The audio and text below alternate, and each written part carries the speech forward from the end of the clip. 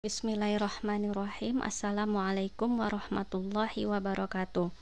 Bertemu kembali dengan Ibu Omi Firliani dalam mata pelajaran praktikum akuntansi lembaga instansi pemerintah. Pada kesempatan kali ini Ibu Omi akan membahas mengenai menganalisis transaksi aset desa. Jadi kita akan melanjutkan kembali materi dari minggu sebelumnya. Baiklah, kita mulai saja. Sebelum memulai, bersama-sama dulu kita membaca basmalah. Bismillahirrahmanirrahim.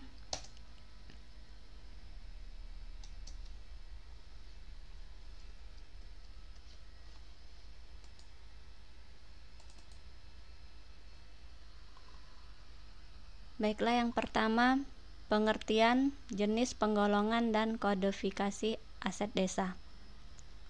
Pengertian aset desa menurut Permendagri nomor 1 tahun 2016 tentang pengelolaan aset desa. Aset desa adalah barang milik desa yang berasal dari kekayaan asli milik desa, dibeli atau diperoleh atas beban anggaran pendapatan dan belanja APB desa atau perolehan hak lainnya yang sah. Nah, jadi ini pengertian aset desa ya. Jadi dia dibeli ya, diperoleh dari APB desa. Selanjutnya, jenis dan penggolongan aset desa. Jenis aset desa menurut Permendagri nomor 1 tahun 2016 diantaranya sebagai berikut. Yang pertama ada kekayaan asli desa. Yang kedua, kekayaan milik desa yang dibeli atau diperoleh atas beban APB desa. Ketiga, kekayaan desa yang diperoleh dari hibah dan sumbangan atau sejenisnya. 4, kekayaan desa yang diperoleh sebagai pelaksanaan dari perjanjian atau kontrak dan atau diperoleh berdasarkan ketentuan peraturan undang-undang. Yang kelima, hasil kerjasama desa, dan keenam, kekayaan desa yang berasal dari perolehan lain yang sah. Selanjutnya, kekayaan asli desa terdiri atas tanah kas desa, pasar hewan, tambatan perahu, bangunan desa, pelelangan ikan yang dikelola oleh desa, pelelangan hasil pertanian, hutan milik desa, mata air milik desa, pemandian umum, dan lain-lain kekayaan asli desa. Sedangkan penggolongan aset desa dalam Pedoman Umum Kodifikasi Aset Desa, barang milik desa digolongkan ke dalam 8 kelompok. Yang pertama, persediaan. Persediaan ini terdiri dari barang habis pakai seperti bahan suku cadang, alat atau bahan untuk kegiatan kantor, obat-obatan, persediaan untuk dijual atau diserahkan, persediaan untuk tujuan strategis atau berjaga-jaga, natura dan pakan, persediaan penelitian biologi. Kemudian barang tak habis pakai, contohnya pipa-pipa, rambu-rambu. Yang selanjutnya barang bekas pakai seperti komponen bekas dan pipa bekas. Yang kedua ada tanah. Terdiri dari tanah kas desa, tanah perkampungan, tanah pertanian, tanah perkebunan, tanah hutan, tanah kebun campuran, tanah kolam ikan, tanah danau rawa, dan lain-lain ya. Yang ketiga, peralatan dan mesin. Ada alat besar, alat angkutan, alat bengkel dan alat ukur ya. Termasuk di sini komputer, alat pengeboran ya, dan sebagainya. Kemudian yang keempat, gedung dan bangunan ya, terdiri dari bangunan, gedung tempat kerja, dan gedung lainnya yang sejenis, bangunan monumen candi, monumen alam, monumen sejarah, tugu-tugu peringatan, dan lain sebagainya. Yang kelima, jalan, irigasi, instalasi, dan jaringan. Yang keenam, aset tetap lainnya, misalnya bahan perpustakaan, barang bercorak kesenian, kebudayaan atau olahraga, hewan, ikan, tanaman, dan aset tetap dalam renovasi. Yang ketujuh, konstruksi dalam pengerjaan. Yang kedelapan, aset tak berwujud. Kemudian kodifikasi aset desa. Yang pertama ada kode barang. Kode barang terdiri dari 10 angka atau 10 digit yang terbagi dalam 5 level dengan susunan sebagai berikut. Nah, jadi kodifikasi aset desa ini seperti ini ya bentuknya. Jadi dia ada 10 digit ya. Nah, digit yang pertama ya, yang ini adalah kode golongan. Kemudian bagian atau level yang kedua, ini kode bidang.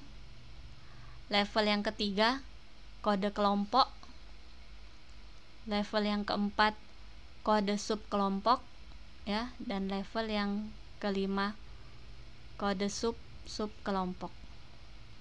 Keterangannya ya, level pertama itu menunjukkan kode golongan barang, level kedua kode bidang barang, level ketiga kelompok barang, level keempat sub kelompok barang, level kelima sub kelompok barang.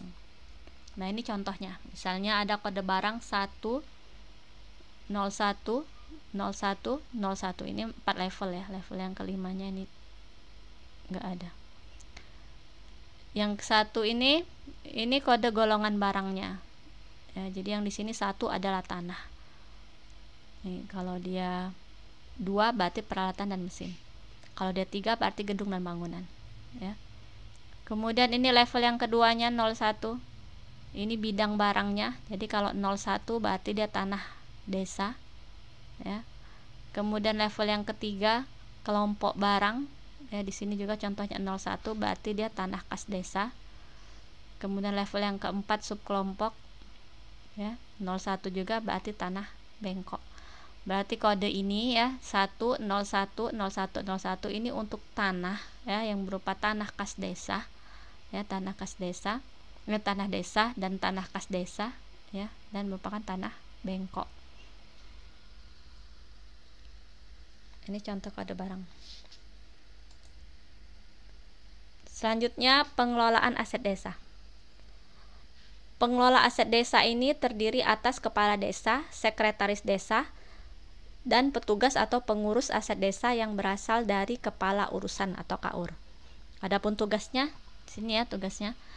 Kepala desa ini sebagai pemegang kekuasaan pengelolaan aset desa, tugasnya menetapkan kebijakan pengelolaan aset desa, menetapkan pembantu pengelola dan petugas pengurus aset desa, menetapkan penggunaan, pemanfaatan atau pemindah tanganan aset desa, menetapkan kebijakan pengamanan aset desa, mengajukan usul pengadaan, pemindah tanganan dan atau penghapusan aset desa yang bersifat strategis melalui musyawarah desa, menyetujui usul pemindah tanganan dan penghapusan aset desa sesuai batas kewenangan, dan menyetujui usul pemanfaatan aset desa selain tanah dan atau bangunan.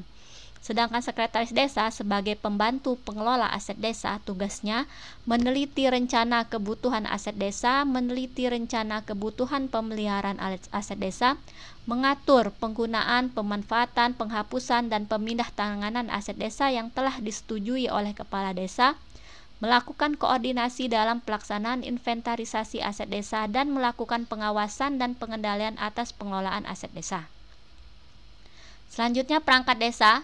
Ya, perangkat desa adalah petugas atau pengurus aset desa. Tugasnya mengajukan rencana kebutuhan aset desa, mengajukan permohonan penetapan penggunaan aset desa yang diperoleh dari beban APB desa dan perolehan lainnya yang sah kepada kepala desa. Melakukan inventarisasi aset desa, mengamankan dan memelihara aset desa yang dikelolanya, dan menyusun serta menyampaikan laporan aset desa. Selanjutnya, tahap pengelolaan aset desa.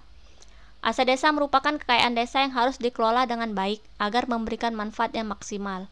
Menurut Permendagri nomor 1 tahun 2016 tentang pengelolaan aset desa, dijelaskan bahwa pengelolaan aset desa terdiri atas 14 tahap. Ya, jadi ada 14 tahap dalam pengelolaan aset desa. Apa saja? Yang pertama, perencanaan. Ya, adalah tahapan kegiatan secara sistematis untuk merumuskan berbagai rincian kebutuhan barang milik desa. Ya, jadi dirinci dulu, direncanakan dulu apa saja kebutuhan barang-barang desa.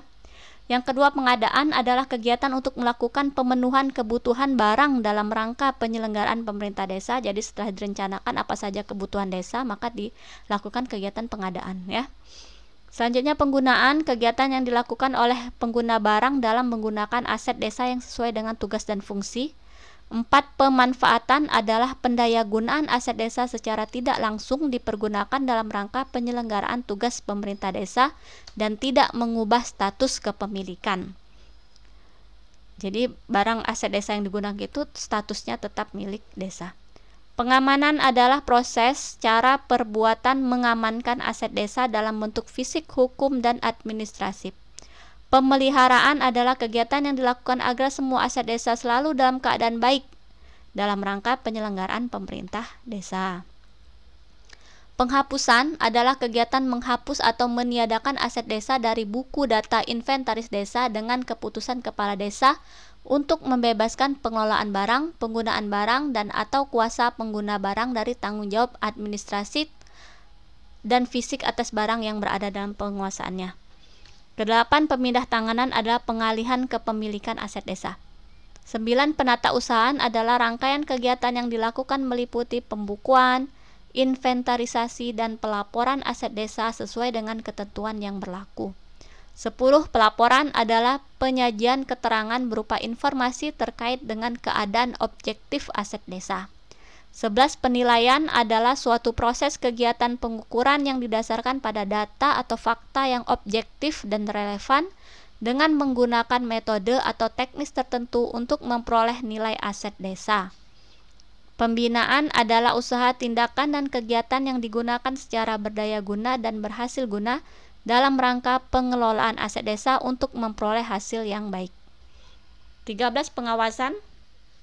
Setiap usaha dan tindakan dalam rangka untuk mengetahui sampai di mana pelaksanaan pengelolaan aset desa dilaksanakan menurut ketentuan dan tujuan yang hendak dicapai. 14, pengendalian adalah suatu tindakan pengawasan dalam proses pengelolaan aset desa yang disertai tindakan pelurusan atau mengambil tindakan-tindakan perbaikan dalam hal pengelolaan aset desa jika diperlukan. Ya, jadi ini 14 tahapan pengelolaan aset desa. Selanjutnya, penata usahaan aset desa. Aset desa ini ada karena adanya transaksi pembelian yang dilakukan oleh kepala desa. Transaksi tersebut dapat dianalisis sehingga pengaruh yang ditimbulkan dapat diketahui. Berikut ini contoh analisis transaksi pengadaan aset desa. Pada tanggal 10 Maret 2019, Desa Sukamakmur membeli alat tulis kantor sebesar Rp450.000 pada toko Abadi dan pembayarannya dilakukan melalui transfer bank. Ya, ini rincian ATK-nya. Yang pertama, kertas HVS sebanyak 4 trim sebesar Rp200.000, ballpoint sebanyak 5 lusin sebesar Rp150.000, dan penghapus sebanyak 4 lusin sebesar Rp100.000. Berdasarkan transaksi di atas, diketahui jika bendahara desa mengeluarkan uang sebesar Rp450.000 untuk membayar pembelian ATK. Pembelian ini akan dicatat ke dalam buku kas umum, buku bank, serta buku persediaan karena ATK masuk ke dalam persediaan barang. Nah, ini contoh cara membukukannya ya. Pada buku kas umum, transaksi ini akan dicatat di sebelah pengeluaran sebesar Rp450.000. Ini contohnya buku kas umum pemerintah Desa Sukamakmur tahun anggaran 2019 ya. Kolomnya ada kolom nomor, kolom tanggal, kode rekeningnya 52101, uraiannya pembelian ATK. Kemudian kita posting di kolom pengeluaran karena dia pembelian, kita mengeluarkan kas, maka di posting di kolom pengeluaran Rp450.000 sehingga saldo kita nanti akan berkurang. Jadi buku kas umum ini saldonya nanti akan berkurang Rp450.000 karena kita belikan ATK. Selanjutnya, transaksi pembelian ATK dicatat ke dalam buku bank karena pembayaran dilakukan secara transfer.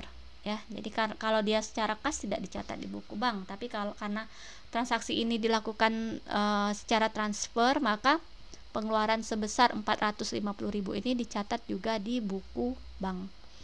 Ini buku bank desa, pemerintah Desa Sukamakmur. Bulan Maret, nama banknya Bank Dana ya. Nomor rekening 03302657789. Ini kolom-kolomnya ada kolom tanggal, uraian transaksi, nomor bukti, ini pemasukan, kemudian ada pengeluaran dan saldo. Oke, tanggalnya 10 Maret 2019, uraian transaksi pembelian ATK kita posting di kolom pengeluaran yaitu penarikan Rp450.000. Saldo bank kita juga nanti akan berkurang Rp450.000. Selain dicatat ke dalam buku kas umum, buku bank, dan buku pajak ya, berhubung transaksi ini tidak ada pajak, maka tidak dicatat di buku pajak. Pembelian ATK juga dicatat ke dalam buku persediaan. Hal ini karena ATK termasuk ke dalam persediaan barang habis pakai. Berikut pencatatannya dalam buku persediaan. Ini tanggal 10 Maret 2019 uraiannya. Nah, jadi ini belanja ATK ya. Uraiannya belanja ATK. Ya, kita taruh di debit Rp450.000. karena persediaan kita bertambah. Nah, kemudian di bawahnya kita tulis rinciannya. Rinciannya tadi kertas HPS 4 rim 200.000, ballpoint 5 lusin 150.000, penghapus 4 lusin 100.000. Gitu. Ya. Udah, ini saja ya materi aset desa. Udah selesai. Terima kasih atas perhatiannya ya untuk hari ini, sampai di sini. Minggu depan kita lanjutkan kembali ya pelajarannya. Baiklah Ibu, tutup pembahasan kali ini tentang aset desa dengan hamdalah alhamdulillahirabbil alamin. Assalamualaikum warahmatullahi wabarakatuh.